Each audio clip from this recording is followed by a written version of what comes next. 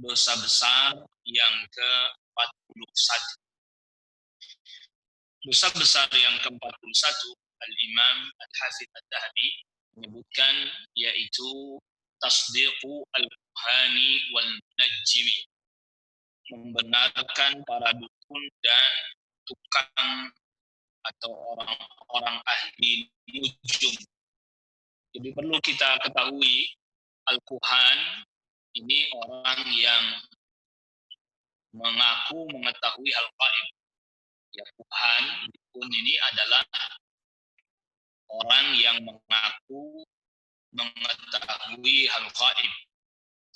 Lalu kemudian yang al-munajjim ini adalah peramal. Mungkin bahasa kitanya sekarang ahli nujum, peramal. Jadi ilmu perbintangan itu ada dua macam. Yang pertama yang astronomi, yang kedua yang astrologi. Nah, yang astrologi yang peramal ya. Nah, ini yang nggak diperkenankan, yang zodiak. Nah, itu yang nggak diperkenankan, itu yang tidak dibolehkan. Adapun ilmu yang digunakan astronomi untuk mengetahui pergerakan bulan sehingga kemudian bisa mengetahui misalnya, oh ini masuk bulan Dzulhijjah, ini masuk bulan Muharram, ini masuk bulan Ramadan, ini masuk bulan Syawal, yang ini boleh. Bahkan membantu syariat untuk mengetahui waktu-waktu pelaksanaan ibadah. Yang seperti ini dibolehkan, diistilahkan oleh para ulama dengan ilmu tasyir, ilmu yang mempelajari pergerakan bulan, benda-benda langit termasuk matahari, untuk membantu mengetahui waktu-waktu, terlebih lagi untuk ibadah. Maka ini diperkenankan, dibolehkan. Nah, yang kedua yang ilmu taksir. Taksir itu meyakini bahwa pergerakan benda-benda langit itu mempengaruhi nasib orang yang ada di sini. Jadi kalau posisi bintang di sini, ya berarti nanti rezekinya begini, gitu ya, dan seterusnya lah. Sebagaimana kita ketahui dari zodiak. Nah, masing-masing negeri di masa dahulu punya ilmunya sendiri. Mereka punya ilmu sendiri terkait dengan itu. Makanya perhitungan atau penanggalan itu bukan berarti tidak ada hubungannya dengan keyakinan Anda. Makanya seperti kayak orang Yunani bikin penanggalan, dia dilanjutkan sama Romawi. Itu karena memang ada perayaan dan keyakinan. Karena memang tadinya orang Yunani juga menyembah benda-benda panen-panen dan seterusnya. Begitu juga Babilonia dan seterusnya. Jadi bukan berarti penanggalan itu nggak ada dampak terhadap keyakinan dan akidah, bahkan termasuk penetapan hari raya lah atau perayaan. Nah, membenarkan mereka ini masuk ke dalam kategori dosa besar, bukan hanya dosa besar, benarkan mereka dalam hal yang hanya Allah Subhanahu wa taala yang mengetahuinya, maka ini masuk ke dalam asyirk, masuk ke dalam syirik besar. Jadi bukan hanya masuk dosa besar, tapi bahkan masuk ke dalam bagian dari asyirk akbar, syirik besar. Karena mengetahui hal gaib yang mutlak. Jadi hal gaib itu ada dua macam. Ada al-ghaib al-mutlak, gaib yang mutlak, yang hanya Allah saja yang mengetahuinya. Ya, seperti apa yang terjadi pada masa yang akan datang, tentang nasib seseorang. Ya, itu kan hanya Allah Subhanahu wa taala yang tahu. Nah, membenarkan ada makhluk itu syirik besar. Nah, yang kedua yang al-ghaib an-nisbi. Al-ghaib an-nisbi ini sesuatu yang gaib tapi relatif. Artinya buat seseorang dia gaib, buat orang lain enggak. Contohnya misalnya seperti kalau Nabi Shallallahu Alaihi Wasallam, misalnya Nabi Shallallahu Alaihi Wasallam bisa diperkenankan oleh Allah Subhanahu Wa Taala melihat malaikat Jibril dalam wujud aslinya. Ya, kalau yang dalam wujud manusia semua orang lihat, tapi kan nggak tahu kalau itu malaikat Jibril. Nah, bagi Nabi Shallallahu Alaihi Wasallam, malaikat Jibril Nabi Shallallahu Alaihi Wasallam mengetahuinya, lihat langsung, berjumpa langsung. Tetapi bagi selain Nabi SAW itu gaib. Itu gaib. Ya. Yang gaib-gaib yang nisbi seperti ini, ya seperti contohnya misalnya apa yang akan terjadi di masa yang akan datang. Sebagian yang akan terjadi di masa yang akan datang, Allah Subhanahu wa taala wahyukan kepada Nabi SAW. Itu bukan Nabi sendiri yang tahu kan. Artinya pengetahuan terhadap apa yang terjadi pada masa yang akan datang, misalnya tanda-tanda kiamat, itu bukan Nabi SAW sendiri yang tahu dari dirinya, bukan. Tetapi wahyu dari Allah Subhanahu wa taala. Bagi Nabi SAW karena telah diberitahu tidak gaib bagi Nabi SAW. Tapi bagi kita tetap kita gaib, kita hanya mengimani yang diberitahukan oleh Nabi SAW saja. Nanti kejadiannya seperti apa, bagaimana ya nanti.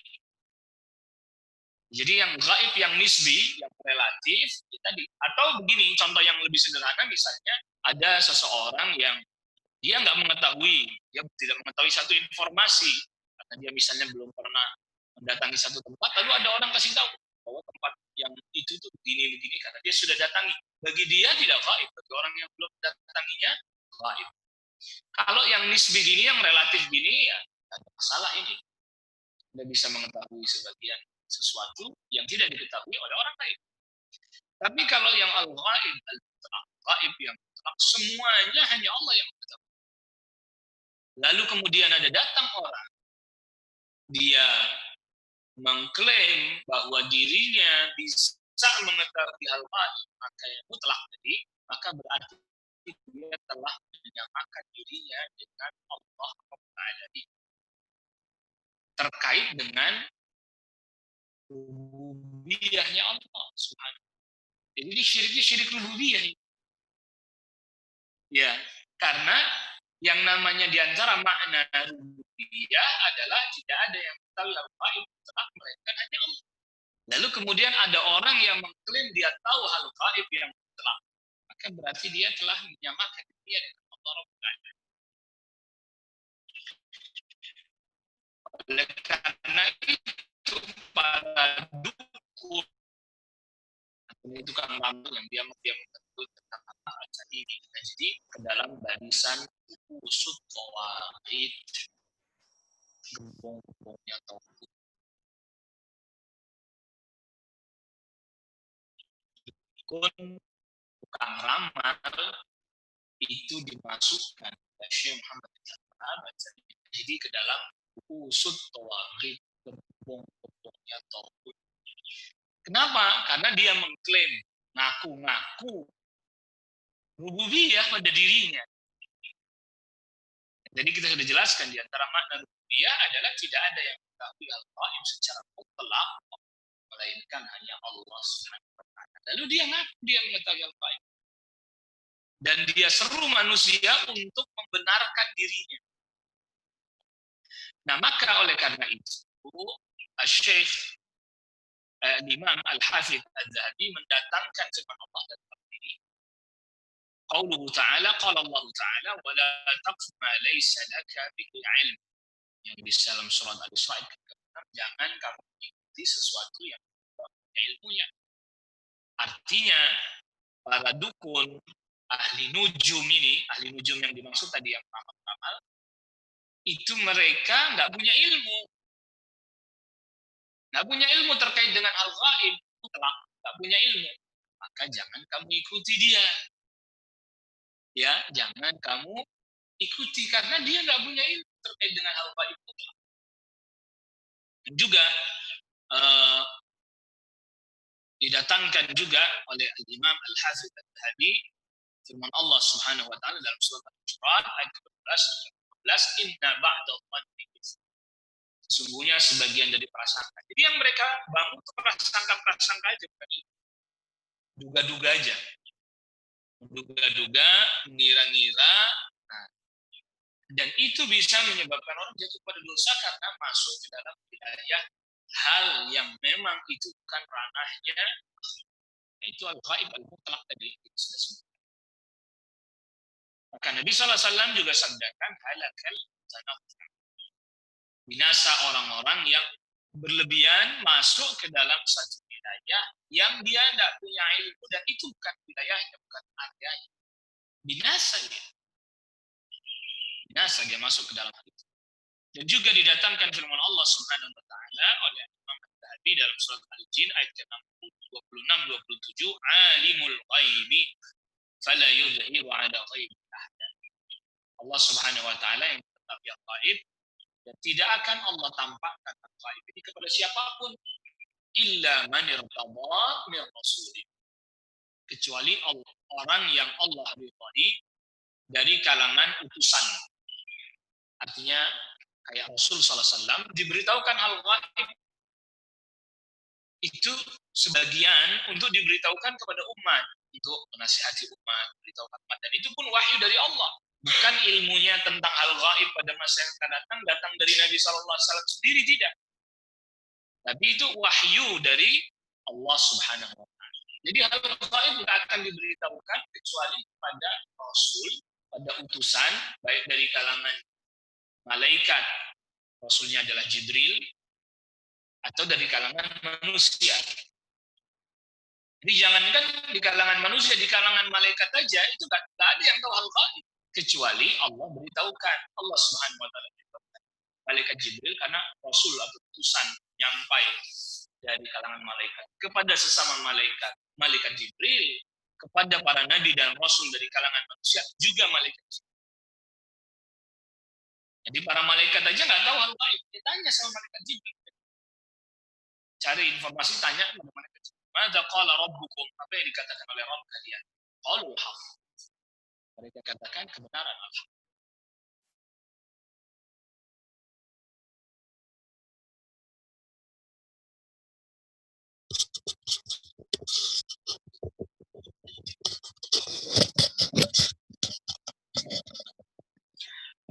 Ya, dan juga didatangkan hadis Nabi sallallahu alaihi wasallam, man ata arrafan aw kahinan fasaddaqahu bima yaqul faqad kafara bima unzila ala Muhammadin sallallahu alaihi wasallam. Siapa orang yang mendatangi tukang ramal atau dukun lalu dia benarkan perkataan tukang ramal atau dukun tersebut, maka dia telah kufur terhadap apa yang diturunkan kepada Nabi Muhammad sallallahu alaihi wasallam. Nah, tadi kita sudah katakan, kalau dia membenarkan gaib yang mutlak, maka itu kufur besar. Kufur besar. Ya, al-kufrul akbar. Asyirkul akbar. Tapi dia kalau benarkannya dalam hal gaib yang nisbi contohnya begini. Saya punya motor hilang.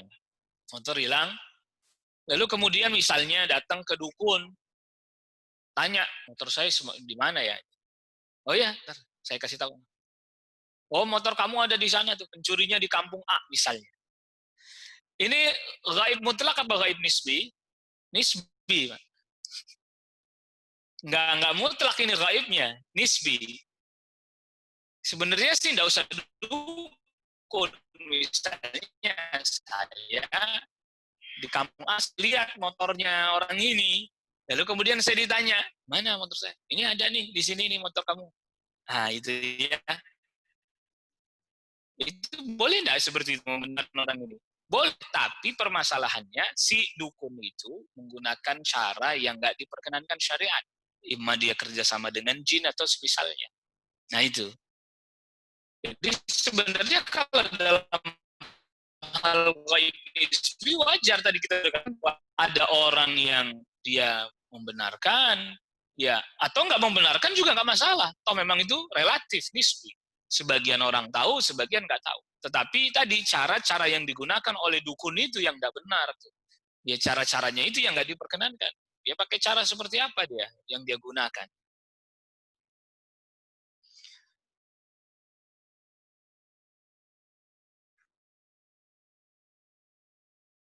Nah, lalu kemudian selanjutnya Al-Imam Al-Hafidh Al-Zahabi ini redaksi hadis ini ada dua redaksi ya. Jadi redaksi yang pertama yang dengan redaksi siapa orang yang mendatangi dukun tukang ramal, lalu dia bertanya. Nah, di dalam redaksinya nggak ada menyebutkan membenarkan. Jadi dia cuma tanya saja. Maka lam tuqbal minhu salatu arba'ina lailatan. Nggak diterima salatnya selama 40 malam atau 40 hari. Mendatangi dukun aja, bertanya untuk supaya dia, ya yang penting saya tahu aja, itu misalnya, ini sudah ditutup pintunya. Ya, ditutup pintunya. Jadi mendatangi dukun, ini ada beberapa hukum. Terkait mendatangi dukun, ada beberapa hukum. Yang pertama, mendatangi dukun untuk menyingkap kedustaannya. Menyingkap kedustaannya. Jadi orang yang mendatangi tentu orang yang berilmu. Sehingga dia bisa menyingkap kedustaan dukun tersebut. Tukang ramal tersebut, bahwa dia dusta, bahwa dia bohong terkait dengan dia mengaku tahu hal gaib. Nah, hal seperti ini boleh, bahkan menjadi dianjurkan bagi mereka yang memiliki ilmu dan mampu menyingkap kedustaannya. Seperti ketika Rasul SAW datangi Ibnu Sayyad. Ibnu Sayyad ini ya kayak semacam pemuda yang dia punya keanehan, ya kayak dukun lah, ngaku tahu hal gaib. Jadi Nabi SAW datang untuk mengujinya dan menyingkap kedustaannya. Nabi katakan, apa yang di belakang saya ini? Begini Nabi SAW gitu. Padahal nggak ada apa-apa. Padahal nggak ada apa-apa. Tapi untuk menguji dia benar nggak tahu hal gaib. Apa yang di belakang saya ini? Coba tebak. Dalam genggaman tangan di balik tubuh saya ini apa? Dia nggak bisa jawab. Dia cuma jawabnya aduh.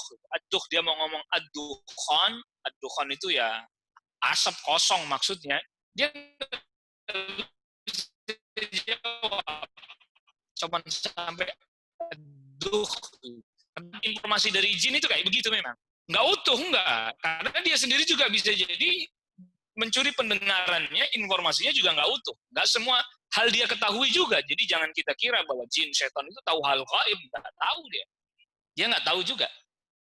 Sama nggak tahu. Dia curi pendengaran, dapat sebagian informasi, dihabarkan kepada para dukun, ya sebagian informasi yang dia ketahui itu. Belum lagi ditambah dengan kedustaan-kedustaan, dicampur dengan dia kedustaan-kedustaan.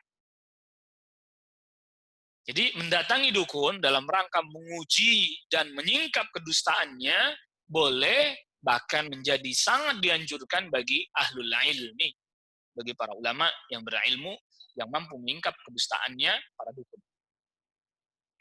Yang kedua, mendatangi dukun untuk bertanya dan tidak membenarkannya. Ini sudah dosa besar. Yang tadi Nabi sabdakan nggak diterima salatnya 40 hari. Mengapa begitu? Karena ini menjadi zari'atun ila tasdiqihi. Menjadi apa? Zari'ah, jalan untuk membenarkan si dukun itu. Maka ditutup pintunya. Datang nanya-nanya doang aja, nggak boleh. Anda bukan orang yang berilmu, yang punya kapasitas untuk menguji dan menyingkap kedustaannya, lalu datang nanya-nanya. Jangan. Karena itu akan menjadi jalan, jadi mempercayainya. Ingat, bab akidah itu bab yang sangat rentan. Kenapa? Karena itu terkait dengan hati. Sedangkan sebagaimana kita ketahui, hati itu mudah berubah. Ya, la yusammal qalbu qalban illa litaqallubi. Hati nggak disebut sebagai qalb kecuali karena memang sering kali berbolak-balik, berubah-ubah. Hari ini, ya nggak usah hari ini. Pagi ini kita dengerin kajian taklim, mantep banget nih. Iman mantep banget. Pulang goncang lagi. Kayak gitu. Pulang dapat berita ini, dapat informasi ini, waduh goyang lagi tuh. Goncang lagi kita. Nah makanya kita enggak, saya nggak percaya, mau dukun nggak percaya. Terus dia datang, misalnya ya, dia datang Dia tanya-tanya, lalu dukun itu ngomong sesuatu yang ternyata mempengaruhi hatinya. Oke, benernya juga. Nah itu preventif orang dia jangan datangi, ya jangan datangi, jangan, karena nanti akan menjadi jalan untuk membenarkan dia. Nah, yang selanjutnya yang ketiga, mendatangi dukun, bertanya dan membenarkannya. Kufur akbar. Kalau kita membenarkan dia dalam hal yang terkait gaib yang mutlak, maka jelas ini kufur akbar. Kalau dalam hal gaib nisbi tadi, itu kufur kecil. Kufur kecil atau syirik kecil. Tadi, kasih tahu ke saya mana motor saya yang hilang di lagi sebelah mana nih. Lihat sama dia. Oh ini, di kampung ini nih. Nggak tahu dia ngelihat di air tuh, nggak tahu ngelihat apaan. Pokoknya gitu. Kita benarkan dia dalam hal gaib yang nisbi itu dengan cara yang seperti tadi, dengan metode yang dia tempuh, yang itu bukan metode yang dibenarkan secara syar'i, secara syariat, dan juga secara qadari. Qadari itu hukum alami juga nggak dibenarkan. Gimana dia bisa tahu dengan melihat air misalnya? Maka itu syirik kecil. Karena dia menjadi penghantar kepada syirik yang apa? Yang besar. Dan cara-cara yang dia tempuh bukanlah cara yang diperkenankan, diperbolehkan, baik dengan syar'i, tinjauan syariat, atau qadari, dari sisi yang alamiah natural. Beda kalau umpamanya Anda datang ke teman, coba tolong cari tahu motor saya di mana. Saya telepon nih. Saya punya kenalan polisi atau semisalnya. Tolong nih, saya punya teman, motor teman saya, nomor platnya sekian sekian sekian, nanti saya fotoin STNK-nya, gitu ya. Dia hilang. Nggak lama, esok hari misalnya telepon balik dari sana. Oh, udah motornya ada di daerah sini, daerah sini, daerah sini. Cara itu dibenarkan nggak? Iya. Maka kita membenarkan, oh, saya benarkan Anda bahwa motor saya ada di sana, membenarkan dalam hal gaib nisbi dengan cara yang dibenarkan baik secara syar'i dan qadari, bukan kesyirikan. Jelas nih. Tapi membenarkan dukun dalam hal gaib nisbi dengan cara yang tidak dibenarkan baik secara syar'i ataupun qadari, syirik kecil. Karena dia menjadi penghantar kepada yang besar. Dan caranya, sebabnya itu bukan sebab yang dibenarkan. Nah ini coba lebih jadi kan kadang orang datang dukun membenarkan kufur. Kufur besar, kufur kecil. Kalau dia benarkannya dalam hal gaib yang mutlak, apa tadi? Kufur besar, kufur akbar, syirik besar, syirik akbar. Kalau dia benarkan dalam hal yang gaib nisbi, sedangkan caranya jelas bukan cara yang sesuai dengan syar'i ataupun qadari, maka apa? Syirik kecil. Karena menjadi penghantar kepada syirik besar, dan tata cara yang dia kerjakan itu adalah tata cara yang nggak dibenarkan baik secara syar'i ataupun qadari.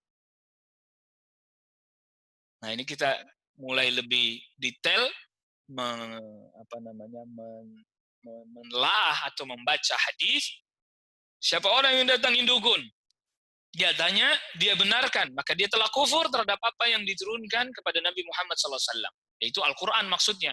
Kan tadi ayat Al-Quran bilang, yang mengetahui hal gaib hanya siapa? Hanya Allah. Lalu kemudian kita benarkan dia dalam hal yang hanya Allah mengetahuinya, berarti dalam hal gaib mutlak kufur besar.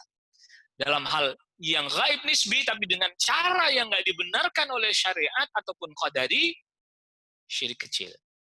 Tapi kalau caranya cara yang bisa diketahui baik secara syar'i ataupun qadari itu dengan pengalaman, dengan penelitian, ya secara natural alamiah dibenarkan. Itu namanya qadari. Boleh. Ya tadi saya telepon teman saya. Yang dia anggota kepolisian, tolong. Oh ya, nih, udah ketemu nih. Jadi dia tahu kita benarkan dia. Tapi caranya nggak bertentangan dengan syariat. Dibenarkan secara syar'i ataupun qadari. Nah, Jadi sudah mulai kita agak terperinci, agak detail terkait dengan masalah mendatangi dukun. Jadi dia datangi dalam rangka untuk mengujinya, untuk menyingkap kedustaannya. Tentu kudu orang yang berilmu, jangan Anda coba-coba nanti Anda malah jadi terpengaruh. Itu diperkenankan, bahkan dianjurkan bagi orang yang memiliki kemampuan dan punya ilmu. Mendatangi dukun nanya-nanya doang, bukan untuk membenarkannya. Dosa besar, sudah ditutup pintunya, tidak diterima salat yang 40 hari. Mendatangi dukun, membenarkannya dalam hal gaib yang nisbi, karena cara-cara yang dia tempuh, cara-cara yang tidak dibenarkan secara syar'i dan qadari, syirik kecil. Membenarkan dia dalam hal yang gaib mutlak, syirik besar.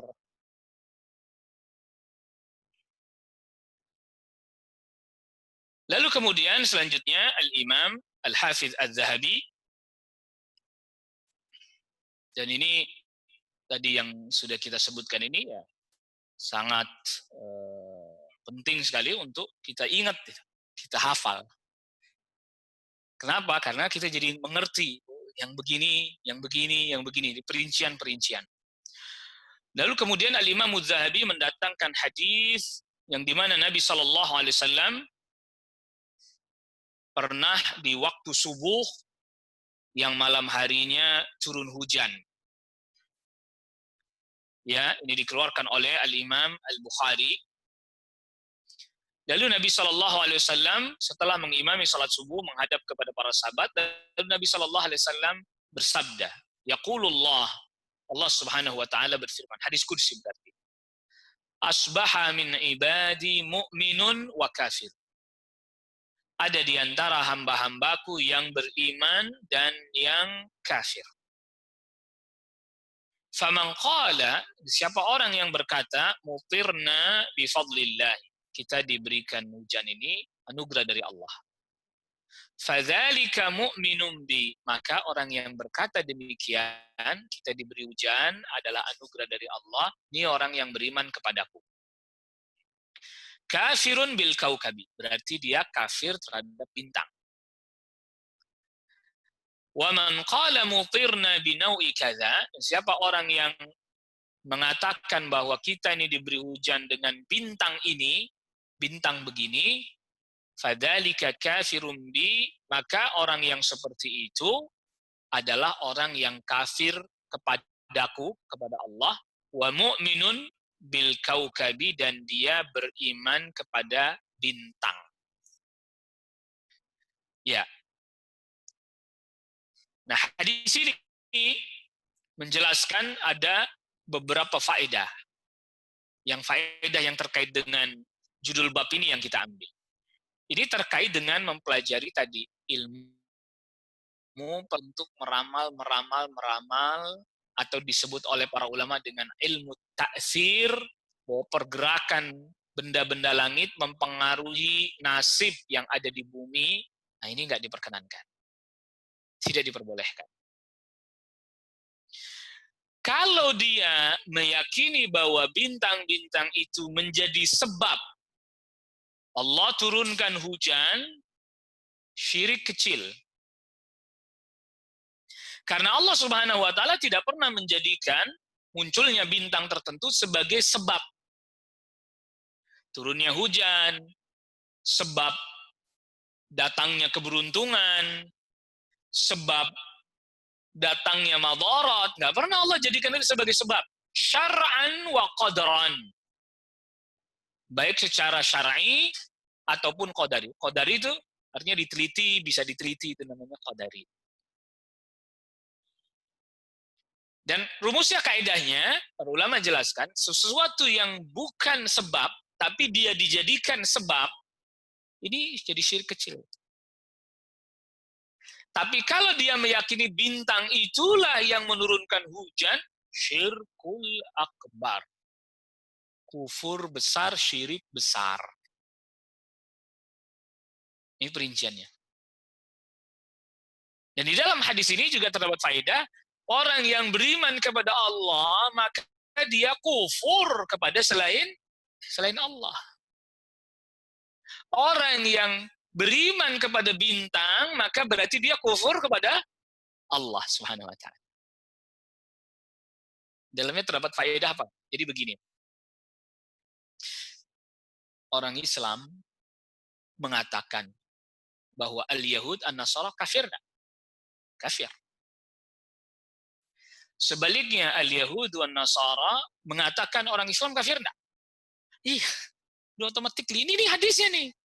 Yang beriman kepada Allah kafir kepada bintang.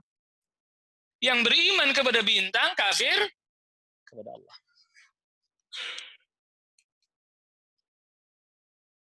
Jelas bedanya? Ini kalau masih ini. Jadi kita beriman kepada Allah, kita kufur kepada selain Allah. Maka ketika orang Yahudi kita katakan dia kafir karena dia telah mengimani yang selain Allah untuk menjadi berhak diibadahi. Kita katakan dia kafir enggak? Kafir. Karena itu, kafir kepada Allah, kufur kepada Allah. Dia bilang orang Islam kafir enggak? Kafir karena kufur kepada sesembahannya dia. Yang selain Allah itu. Jadi sudah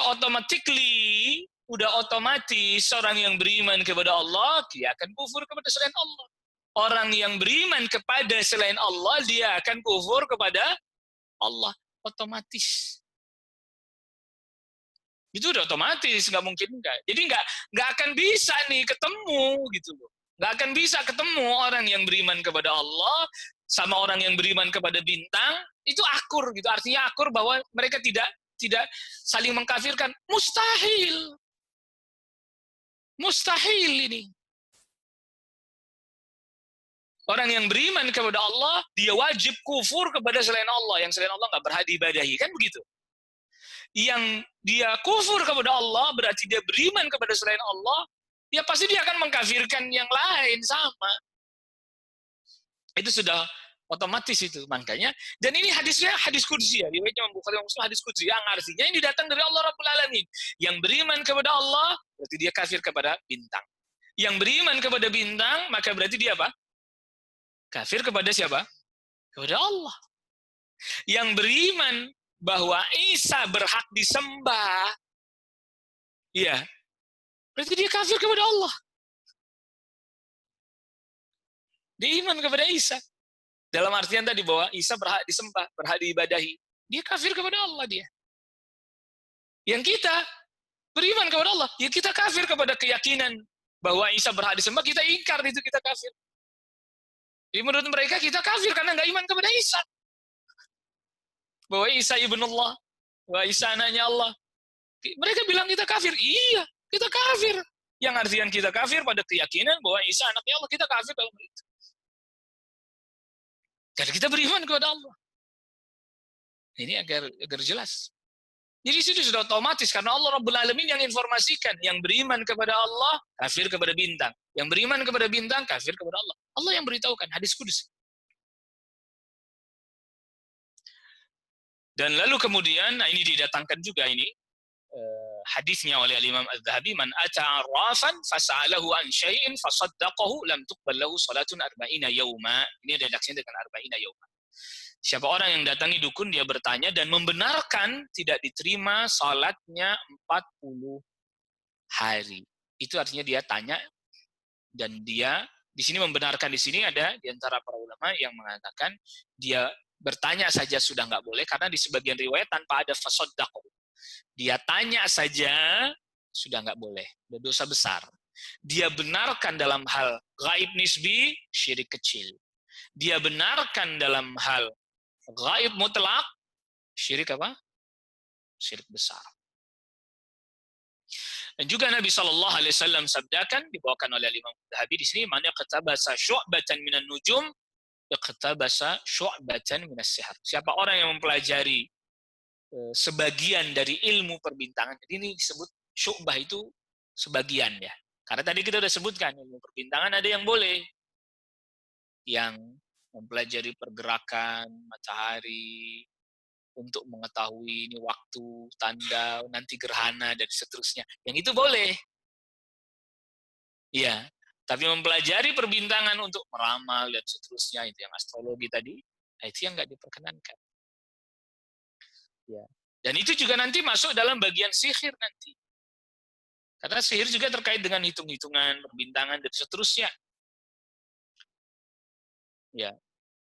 Jadi intinya bab ini didatangkan oleh Al-Imam Az-Zahabi. Yang pertama, kaidah yang harus kita ketahui, kita pegang, bahwa tidak ada yang mengetahui terhadap hal yang gaib secara mutlak, melainkan hanya Allah Subhanahu wa Ta'ala saja. Itu poin pentingnya. Ya, jadi tidak ada yang tahu hal gaib secara mutlak, melainkan hanya Allah Subhanahu wa Ta'ala saja. Dan siapa orang yang mengingkari hal tersebut, dia kufur besar. Atau dia menyamakan Allah atau menyamakan yang selain Allah dengan Allah Rabbul Alamin dalam hal mengetahui gaib mutlak, maka dia telah berbuat kesyirikan yang besar. Termasuk hal gaib yang mutlak yang nggak ada yang tahu, siapa-siapa saja yang Allah jamin masuk surga atau neraka, itu mutlak Allah. Tetapi Allah Subhanahu wa Ta'ala beritahukan kepada Rasul, kan? Beritahukan kepada Rasul. Lalu Rasul beritahukan kepada umat, Abu Bakar fil jannah, Umar fil jannah. Kita benarkan Rasul sallallahu alaihi wasallam karena wahyu. Bukan ilmu itu datang dari Rasulullah sendiri, bukan Rasul yang mau sendiri bahwa sahabat Abu Bakar yang di surga dan seterusnya. Bukan, itu datang dari Allah Subhanahu wa Ta'ala. Nah, kita membenarkan itu karena memang datang dari Rasul sallallahu alaihi wasallam. Karena hal tersebut datang dari Rasul sallallahu alaihi wasallam dan itu datang dari wahyu, kita benarkan Rasul sallallahu alaihi wasallam. Dan wajib bahkan kita diperintahkan untuk membenarkan Rasul sallallahu alaihi wasallam. Nah, termasuk tadi ilmu perbintangan, membenarkannya dan seterusnya, itu bagian daripada perkara jahiliyah. Yang perbintangan yang ramal dan seterusnya tadi itu masuk dalam perkara apa? Jahiliyah yang semestinya kita tinggalkan. Ini poin satu. Jadi perkara-perkara jahiliyah itu harus kita tinggalkan. Mempelajari perbintangan yang seperti itu bisa menghantarkan kepada kesyirikan, kekufuran. Ya. Mengantarkan kepada kesyirikan dan kekufuran. Bahkan termasuk bagian dari sihir juga. Maka tadi didatangkan oleh Imam Al-Hafidz Adz-Dzahabi, siapa orang yang mempelajari sebagian dari ilmu perbintangan, maka dia telah berbuat sihir. Zada ma zada. Bahkan di sebagian riwayat, semakin dia pelajari, semakin dia bertambah kekufurannya. Ya. Maka yang mendatangi, ya, dia kemudian menanyakan sesuatu, itu bisa menanyakan sesuatu, saya cuma mau tanya-tanya doang. Enggak boleh, sudah tidak diperkenankan.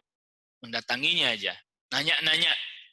Membenarkannya, tadi kalau hal gaib yang mutlak, kufur besar, syirik besar.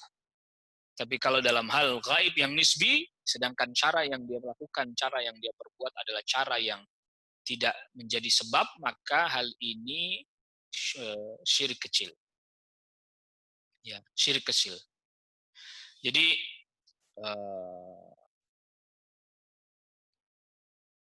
ini perincian menjelaskan kepada kita bahwa mendatangi dukun, karena nanti nanya akan muncul sedikit, tadi akhirnya jadi agak mempercayai, agak membenarkan, maka ditutup. Ya, ditutup. Supaya orang tidak membenarkan para dukun. Dan nanti juga khawatirnya jadi seperti mempromosikan. Oh, saya tanya benar. Apalagi nanti dia akhirnya jadi mempromosikan. Orang kasih tahu dan seterusnya. Dikenal orang. Akhirnya menyebarlah pembenaran terhadap para dukun. Dengan begitu, nanti lama-kelamaan akhirnya para dukun ini yang jadi lebih dipercaya dibandingkan orang-orang berilmu. Dan kenyataannya sudah terjadi. Kenyataannya terjadi. Orang ada masalah ini datang ke dukun. nggak minta nasihat kepada para ulama, datangnya kepada para dukun. Ya lalu kemudian setelah itu akhirnya ya orang-orang yang dianggap berilmunya akhirnya ya udah akhirnya jadi merangkap dukun juga jadinya udah. Orang jadi nggak percayanya lagi kepada orang yang berilmu, akhirnya yang dia datangi para dukun. Akhirnya muncul juga itu orang-orang yang penampilannya seperti para ulama, tetapi sebenarnya dia dukun. Nauzubillah. Ya, nasallallahu alaihi. Nah, ini yang bisa kita bahas pada pertemuan kita di kesempatan pagi hari ini. Ada pertanyaan, Fadl? Silakan, ada pertanyaan.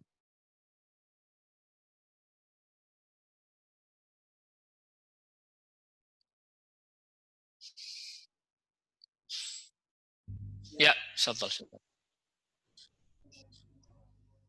Waalaikumsalam warahmatullahi.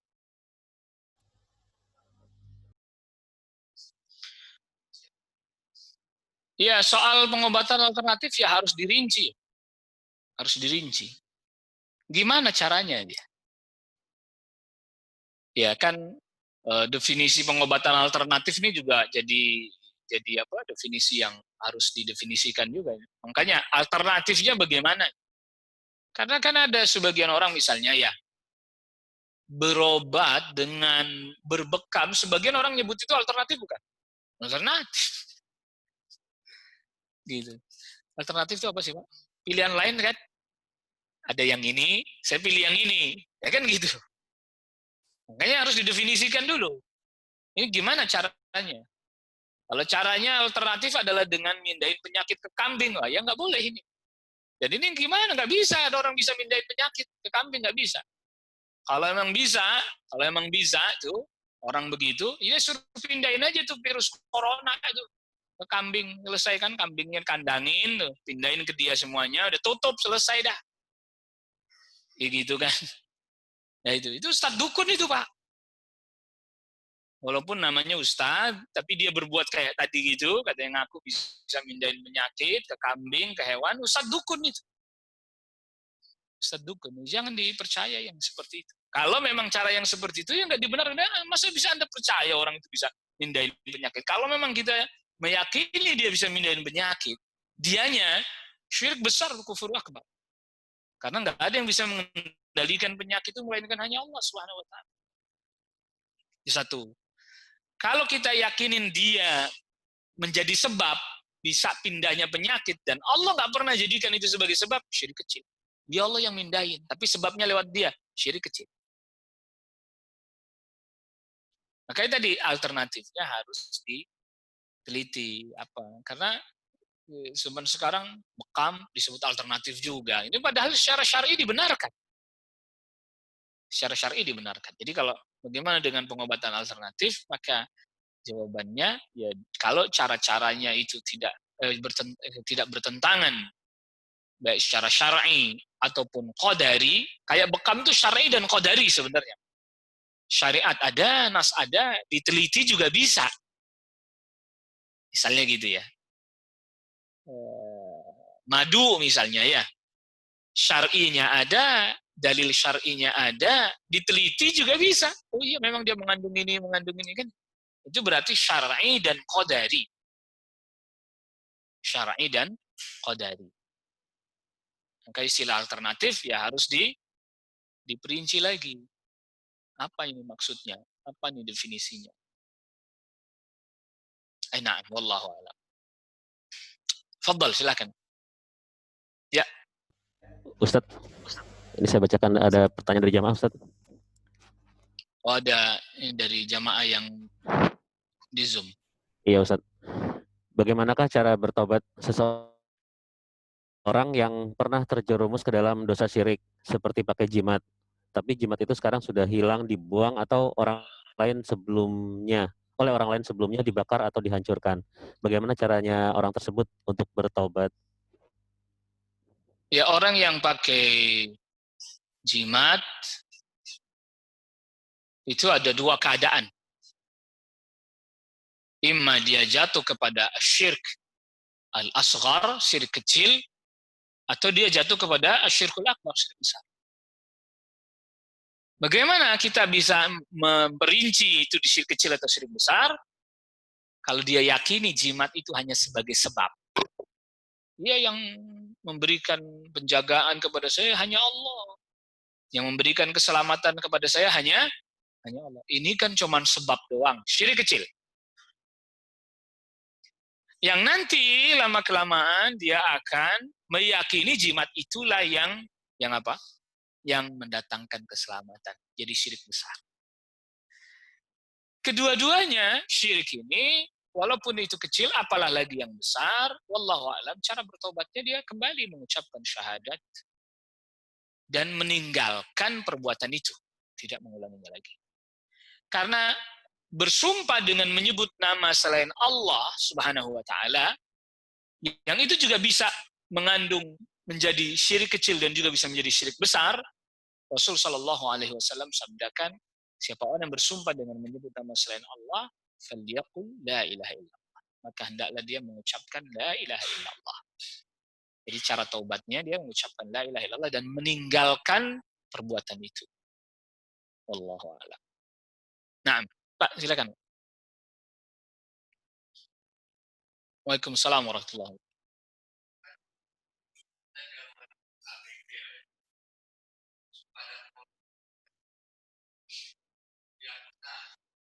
Ya, ya. Mm-mm. Ya.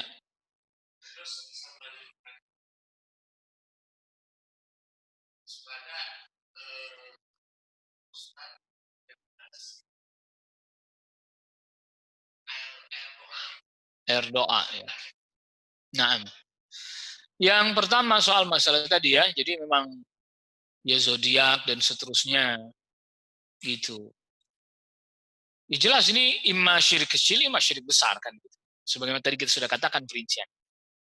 Kalau diyakini bahwa memang bintang-bintang itu yang datangkan manfaat lagi madarat, syirik besar. Kalau dia jadikan itu hanya sebagai sebab, ya Allah yang kasih, tapi ini menjadi sebab kebaikan dan keburukan, di syirik kecil. Bertobatnya tadi dia baca kalimat tauhid la ilaha illallah dan dia tinggalkan hal itu. Dia tinggalkan hal itu. Ya, makanya itu sebagai preventif. Beda kalau misalnya gini, kalau kayak sekarang misalnya ya di HP, tiba-tiba lewat gitu. Lewat, nggak sengaja kita baca, ya udah kalau itu nggak usah dihiraukan. Tapi bersengaja untuk membacanya dan seterusnya ini ditutup pintunya. Ini dosa besar, nggak boleh, nggak diperkenankan. Karena bisa menghantarkan kepada kesyirikan baik yang kecil, apalagi sampai yang besar. Nah itu jadi ya tetap dia bertobat. Ya kecuali tadi orang nggak sengaja karena misalnya lewat, dia buka berita atau apa pas lewat gitu. Tapi dia kemudian nggak dia teruskan udah, ya itu nggak ada masalah. Tapi kalau sengaja mengakses, wah dia akses dia lihat. Memang di zaman-zaman dulu itu ya majalah-majalah, koran-koran sering muncul ini. Bahkan termasuk yang dicari dan dibaca. Ya, dicari dan dibaca ini. Rubrik-rubrik gini. Padahal yang nggak tahu ini dia akal-akalan sendiri juga kita nggak tahu kan. Kita asyik aja bacanya. Emang dia ahlinya bener. Atau apa? Bisa jadi dia duga-duga aja. Atau dia nukil dari mana yang dia nukil, taruh dari situ. Nah, lalu kemudian yang kedua,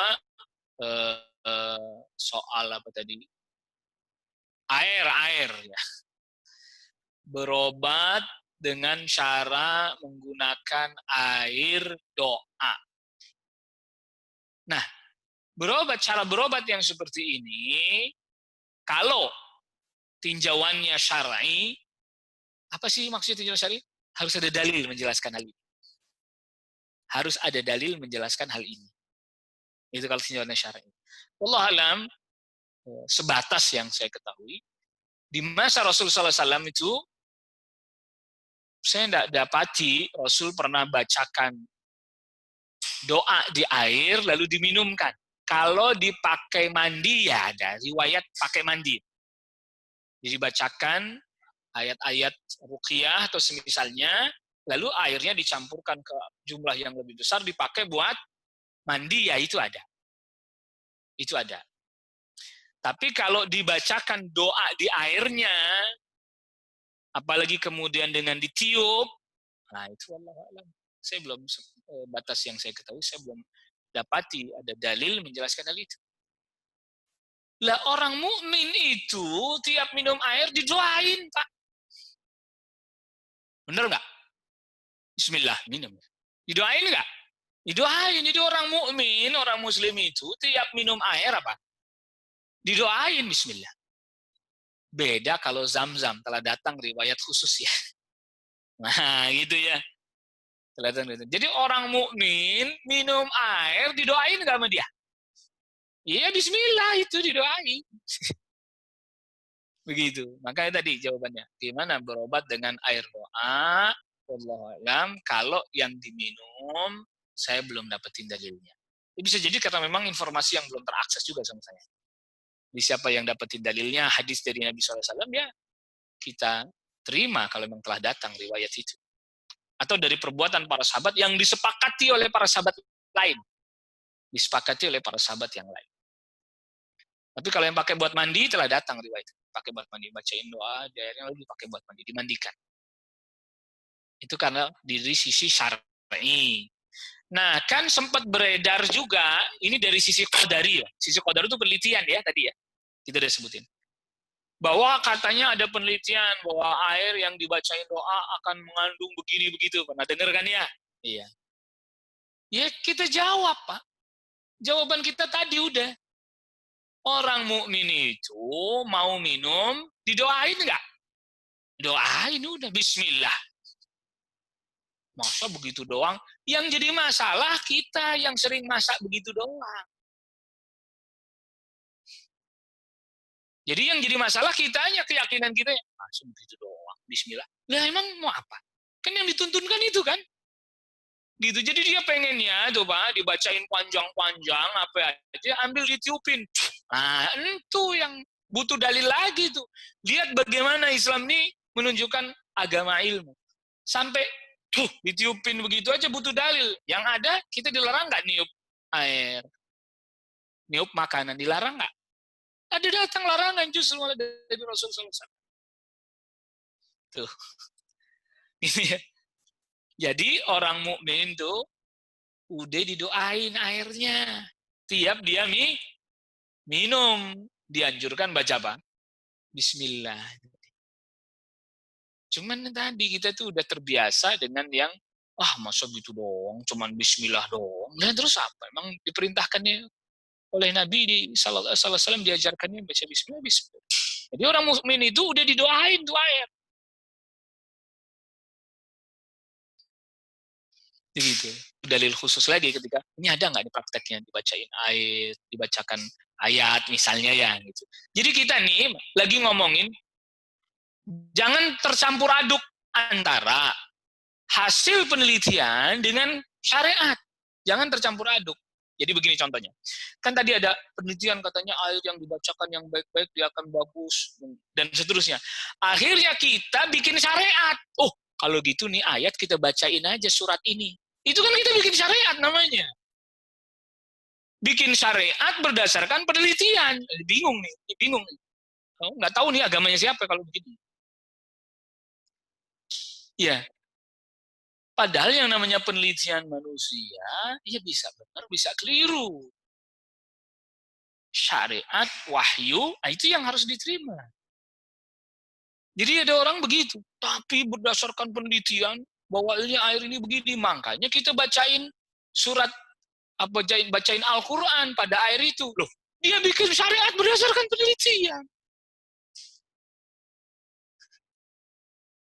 Iya, padahal kalau ngikutin syariat, Bismillah, bahkan jadi tiap hari enggak itu? Jadi tiap saat enggak itu? Jadi tiap saat, tiap hari kita, Bismillah, minum. Akhirnya didoain mulu. Ya itu kan lain ya, kalau itu mah. Tuh, dia nganggep biasa hal itu. Iya, nggak usah aneh. Kok nggak usah aneh, Ustaz? Ingat nggak kisahnya Nabiullah Musa alaihissalam. Ketika Nabi Musa meminta kepada Allah Rabbul Alamin, Rabbi alimni syai'an azkuruka wa ad'uka bihi. Wahai Rabbku, ajarkan kepadaku sesuatu yang aku gunakan untuk berzikir dan berdoa kepadamu. Allah firman, qul la ilaha illallah. Ucapkan la ilaha illallah. Semua hambamu juga ngucapin ini. Yang saya maksudkan ingin yang khusus. Ya udah itu aja. Udah itu aja, la ilaha illallah aja. Karena kalau seandainya 7 lapis langit bumi diletakkan di satu timbangan, sisi timbangan la ilaha illallah diletakkan di sisi timbangan yang lain, yang berat yang mana? Yang la ilaha illallah. Itu artinya bahwa terkadang sesuatu yang sedikit, sesuatu yang kita anggap remeh, sesuatu yang kita anggap ringan, sesuatu yang kita anggap biasa saja, azimun indallahi azza wa jalla. Dia begitu agung di sisi Allah Azza wa Jalla. Kenapa? Karena telah datang dalil syar'i yang menunjukkan hal itu. Kalau kita terjemahkan dalam bahasa kita, perkataan Nabi Musa tadi, ya Allah, masa cuma la ilaha illallah, itu mah biasa, saya pengen yang spesial. Sehingga para ulama sampai berikan faedah. Seorang Nabi, seorang Rasul saja tetap Allah ingatkan terhadap keutamaan satu amalan yang seringkali atau banyak dianggap biasa-biasa saja. Maka di sini para ulama bikin kaidah. Satu amalan Anda anggap biasa-biasa saja, tapi ada nasnya, ada dalilnya, ada tuntunannya, maka dia jauh lebih berbobot dibandingkan amalannya kayaknya istimewa, luar biasa, banyak, nggak ada tuntunannya, fahuwa raddun, ditolak. Biasa aja Ustadz, kalau bismillah mah semua juga begitu. Bismillah, minum, semua juga begitu. Nah, justru itu, tuh udah tahu. Kalau itu tuntunannya ada, kenapa nggak diamalin yang itu aja? Ya saya pengennya kan yang khusus, yang spesial, bukan cuma begitu doang. Amalan apa kek, pakai puasa dulu gitu, 3 hari 3 malam. Yes. Allah musta'an. Nah, ini penting. Makanya itu tadi, kalau dari sisi syar'i, dalil walaupun biasa aja, tapi dalilnya ada. Kan biasa aja kan menurut perasaan. Itu amalan terkesan biasa saja menurut perasaan kita. Tapi kalau ada nas, ada dalilnya, maka fahuwa azim, maka itu sangat besar sekali. Nah, wallahu a'lam. Masih ada lagi? Tidak ada? Kalau nggak ada kita cukupkan dulu. Hah? Dan terakhir pertanyaan Fadal. terakhir dari jamaah. Ini kalau apa namanya pelaku pelaku dukun yang terkenal di Indonesia ini kan ada yang sudah kembali ke agamanya, Ustadz. Ada yang sudah meninggal juga. Nah, ini pada saat kembali ke agamanya itu bentuk dari pertaubatannya mereka ya Ustadz. Oh iya, nah. Jadi ini pertanyaannya tentang ada sebagian dukun kondang. Ya, saya tidak sebutin, orang nggak disebutin juga sama dia. Nah. Ada dukun kondang, dia taubat. Ya, dia taubat. Ya, kalau dia orang Islam, dia bertaubat, meninggalkan perdukunan, dia bertaubat. Ya. Lalu misalnya bagaimana kalau dia wafat dalam keadaan dia sudah bertaubat? Ya, semoga Allah Rabbul Alamin terima. Ya, semoga Allah Rabbul Alamin terima. Karena kalau orang itu masih hidup, mau syirik besar sekalipun, dan dia bertaubat, diterima. Masih sangat berpeluang diterima oleh Allah Rabbul Alamin. Jadi Allah ampuni semua dosa. Tapi kalau yang dia belum taubat dari kesyirikannya, syirik besarnya, dia belum taubat, na'udzubillah, dia wafat, itu yang nggak diampuni oleh Allah Subhanahu wa Ta'ala. Nah, makanya ini ada hal penting juga. Kita tetap tadi berhusnuzan. Dia wafat, misalnya dia sudah bertaubat, ya semoga Allah terima taubatnya. Wajib berhusnuzan. Tapi juga ada poin penting yang harus kita ingatkan. Apa itu? Kesyirikan, syirik besar sekalipun, di zaman sekarang ini, kalau zaman dulu jelas semuanya, para ulama, para sahabat dulu ngerti semua, para sahabat dulu ngerti semuanya syirik besar. Di zaman sekarang, sebagian syirik besar jadi samar bagi sebagian orang Islam. Sehingga sebagian orang Islam mengerjakan syirik besar, dia kira ibadah yang paling agung. Kan gitu ya. Nah, kalau dia, makanya sebenarnya kalau ditanya, dukun bertobat itu, ya dia harus belajar tauhid sungguh-sungguh. Sehingga dengan begitu dia tahu persis setiap yang dia lakukan dulu, detail-detailnya itu adalah kesyirikan. Sehingga dengan begitu dia nyeselnya luar biasa. Sehingga bersungguh-sungguhlah dia mohon ampun kepada Allah SWT. Karena kita khawatir dunia perdukunan dia tinggalkan. Tapi berdoa kepada orang soleh yang udah mati, dia kerjain. Kan itu sama aja, lari dari bentuk syirik besar yang satu ke syirik besar yang lain. Nah itu yang perlu kita pahami itu ya. Jadi secara global, kita kan nggak perlu juga cari-cari tahu dia, kan nggak perlu. Tapi secara global, bahwa orang yang bertaubat dari perdukunannya, Allah terima, dia masih hidup, syirik besarnya mesti bisa diampuni oleh Allah SWT.